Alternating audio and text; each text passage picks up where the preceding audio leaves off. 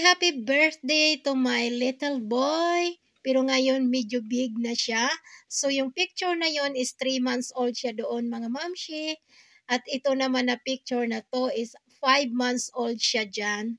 So napakabilis lang talaga ng panahon mga mamshi. Diba? Hindi natin namamalayan na ayan lumaki na pala sila. At ito naman na picture is 3 years old siya dyan. At ito naman na picture is 4 years old siya dyan. So napatrubak ako sa mga picture niya at ito na siya ngayon, 8 years old na siya. So napakabilis lang talaga ng panahon mga mamshi.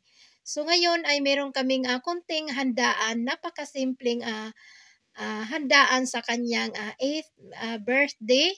So, wala naman kaming maraming handa, napakasimple lang talaga at wala naman kaming maraming bisita. At ang lahat ng mga handa na yan mga mamshi is ako lang ang nagluto. So, lahat yan is DIY lang talaga.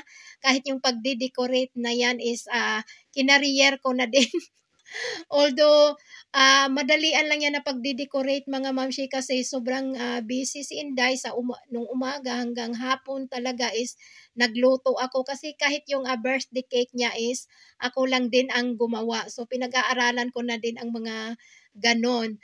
At itong mga pang-display na to na ng birthday niya is nung last year pa yan. So tinabi ko lang and then ayun, bumili lang ako ng lobo. So, yung lobo lang ang bago dyan. Yung mga ibang pang-decorate is nung last year pa niya na birthday.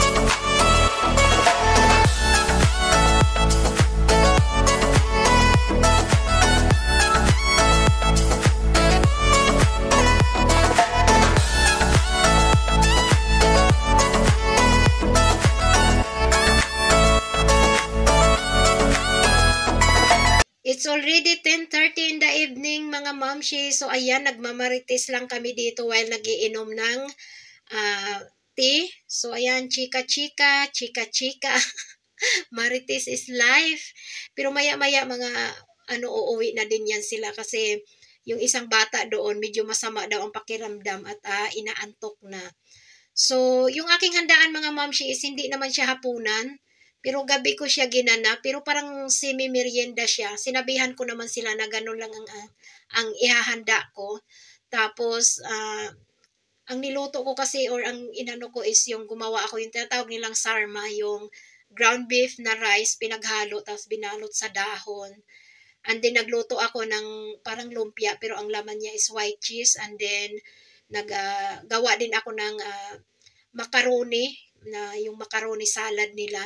Tapos, gumawa ako ng pudding, and then iba't ibang klase ng cake ay yung gumawa ako. Gumawa din ako ng muffins, tapos yung chocolate marble cake, tapos yung isang cake na inanuhan ko talaga, nag-effort ako na i-design siya. Although hindi naman perfect ang pagka-design niya, pero masarap daw yung aking ginawang cake. Kaya kahit anong naramdaman kong pagod, medyo naano din naman kasi nasarapan naman sila sa lahat ng aking mga niluluto.